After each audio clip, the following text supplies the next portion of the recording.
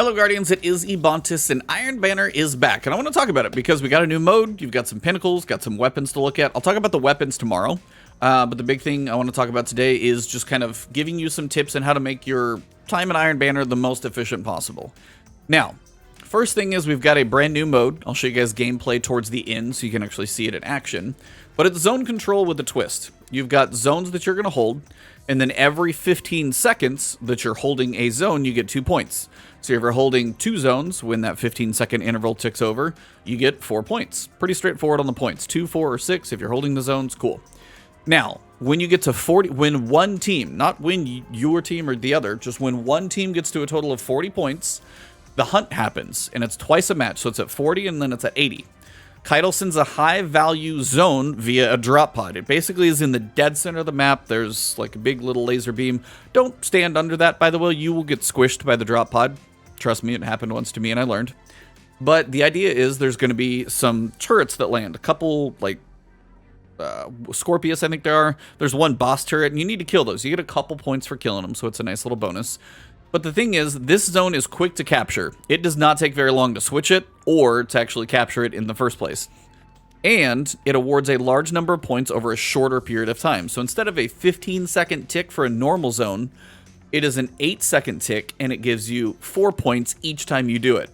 So in about the same amount of time it takes the normal zone to give you 2 points, this zone could give you 8. So it is a way for you to basically get a big boost in your score if you can hold it. So certain subclasses and things will be advantageous, to say the least. Now, I will come back to the boost here in a second, but quick reminder, 1, you've got your normal playlist here. If you got fire teams, you got people with you, you're jumping in here, working together with others. If you are a solo player, run the freelance playlist. It doesn't like scream freelance because it looks like just Iron Banner and Iron Banner, but the big key here is this is 1 per player fire team sizes, so everybody's solos. So if you want a little more balance, hit or miss on if it's going to be Mercy or not, but at least everybody's solo in here. Now, the weekly challenge is one of the ways, for one, you're going to get Iron Banner rank boost, which again I said I'll cover in a second. It's kind of your reputation booster so you can get some engrams and get some gear. But the other thing is these are your daily challenges for pinnacles. I know for some people you still might be grinding pinnacles, so this is a great, easy way to do it. So, the way it works is complete Iron Banner matches as either Stasis or Void. Day 1, it's 3 matches. That's Tuesday. Day 3 is Wednesday. It's 4 matches. Day 3, is Thursday. That's 5 matches. And then the day 4 is Friday, and that's 6 matches. Total of 18 if you're going to do all 4 of these. Now, that's a total of 18 matches. If you start on Friday and you do 18 matches in a row, once the actual weekly challenges have been unlocked, then you can literally do it all in one day if you prefer to, and that's totally fine. If you are spreading this out over the week, my recommendation, honestly, if you are grinding really hard for reputation and rank to get the engrams, save your heavy grind for the weekend, if it's possible. If your schedule doesn't allow it, then unfortunately it's just going to be slower, because your reputation will be more thanks to the rank boost. And you need to do this as Stasis or Void subclasses. That's the ones they kind of voted on this season.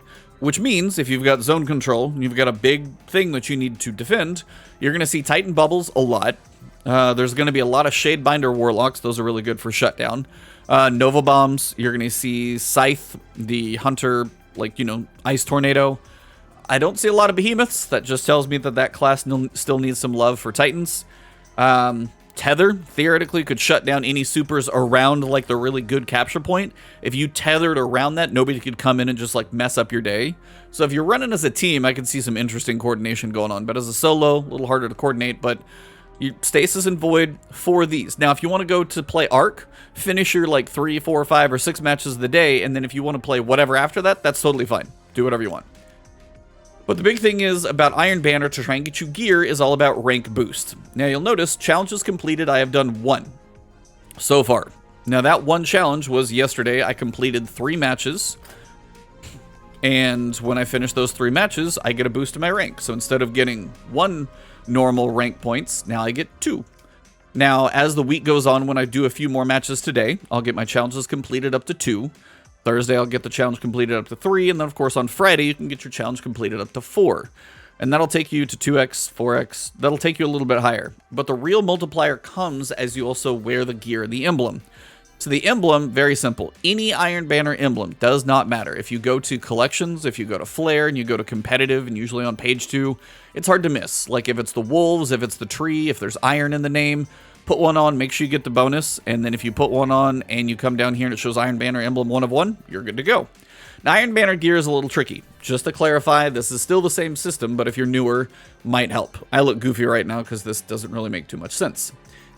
You can do this one of 2 ways. I can put on a piece of gear with, you know, any random ornament I want, but technically that is an Iron Banner piece of gear. So if I wear 1 piece, you'll notice if I come back here, I am 1 of 5 for my gear. Now the difference is if I come in here and I put on this piece of gear, which is Iron Truage Gauntlets, so that's a piece of gear, so that would be 2 of 4, or 2 of 5. And then I come down here, but I'm also wearing the Iron Pledge ornament. This also counts.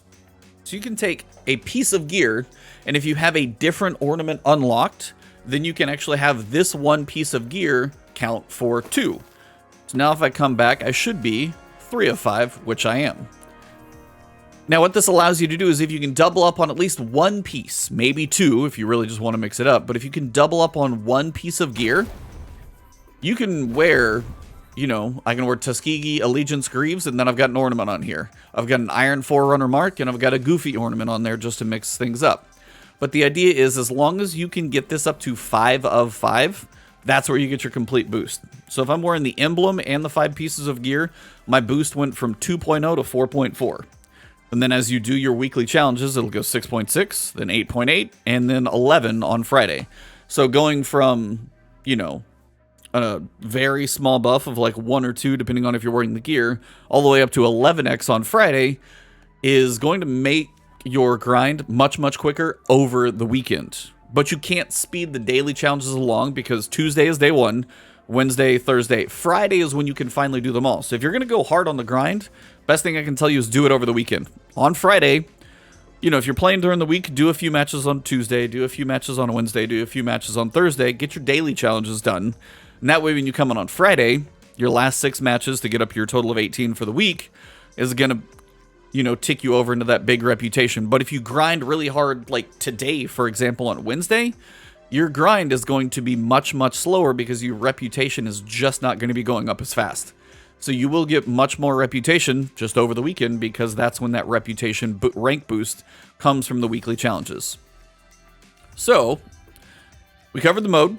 Zone control with the twist of Caiatl's drop pods, and if I don't get mercied, I'll show you guys the gameplay. Pay attention to your rank boost, make sure you have your gear on, you don't want to be playing for 3 or 4 matches and forget that you moved a piece of gear or 2 around, whatever it may be.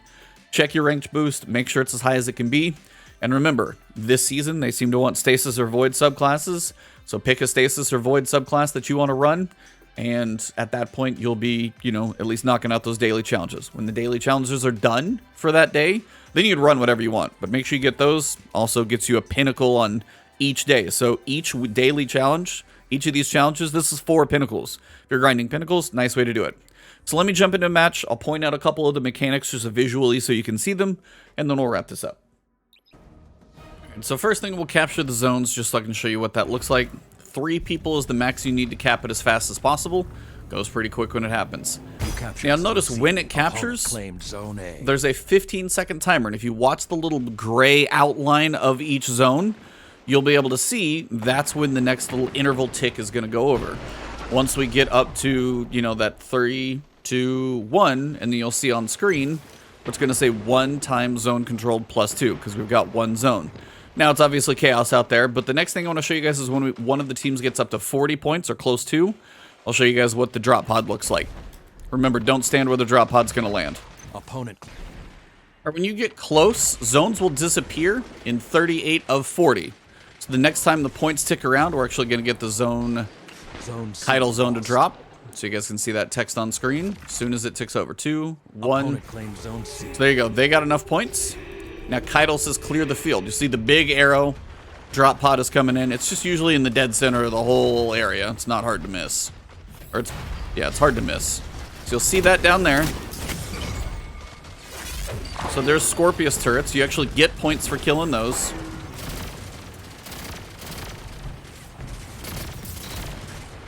And then once the big boss turret is down, you're able to actually capture it. Now, if you can get in there and actually capture it,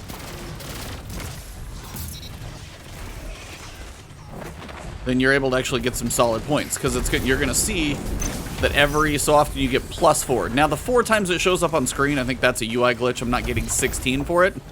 And that's something you're going to see a lot. Actually, is a lot of bubbles. And that's actually why Thunder Crash is a good way to counter those, if you're looking for a way to counter things. And your point is just try and let your team hold that point for as long as possible. But you'll notice it'll switch that fast. It's really, really quick to switch. So if the other team can jump in there and switch it, they're going to get back in there pretty quick too. Looks like we got it back. Let the wolves rest. And then everything resets. You got to make sure when it resets, grab at least one of the points that you can, and then you'll rinse and repeat.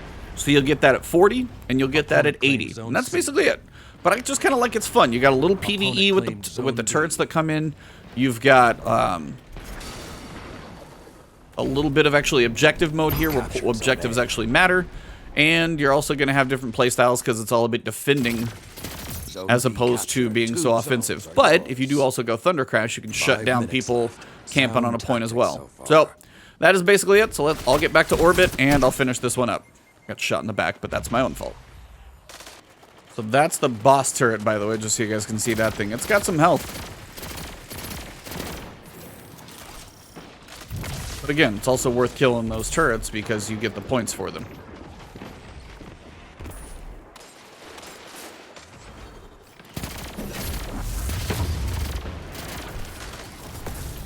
Three minutes remain. Keep the pressure and you have them.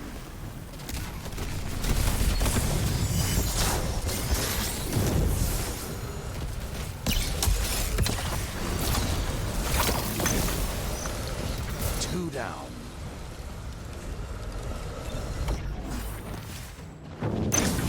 Well, that's just utter chaos. That's what that point does, though. Basically, it keeps a lot of people saving their supers, especially big ones like that, and they tend to go really aggressive on the point. So it's entertaining, but yeah, it gets a little chaotic.